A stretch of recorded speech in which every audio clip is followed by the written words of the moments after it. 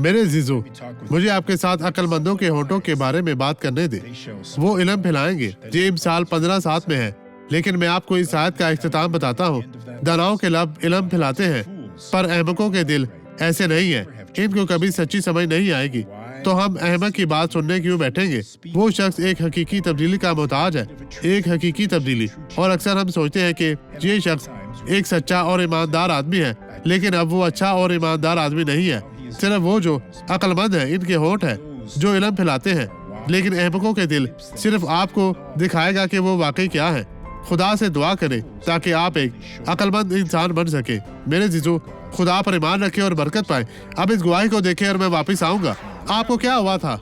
ठीक है, मुझे कोविड-19 हुआ था और मेरी टांग कई दिनों के बाद भी बेहिस रही कोरोना थी। वायरस के बाद आपकी टांग बेहिस हो हाँ गई? जी, बेहिस हो गया था। अब आप कैसे हैं? अब मुझे लगता है कि ये कदर बेहतर है, लेकिन मुझे लगता है कि मैं बेहतर हूँ। अब कैसे हैं? थोड़ा बेहतर है। बेहतर है। दुआ से पहले कैसे चलते थे? पास्टर, मुझे एक छड़ी का इस्तेमाल करना पड़ता था। वो इस जी हाँ। बैसाखी के साथ हमें दिखाएं, पहले कैसे चलते थे, हमें दिखाएं।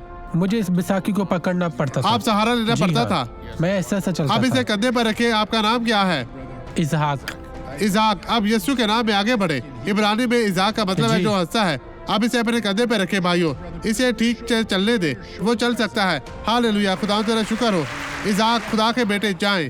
अब मैं आपके लिए दुआ करना चाहता हूँ।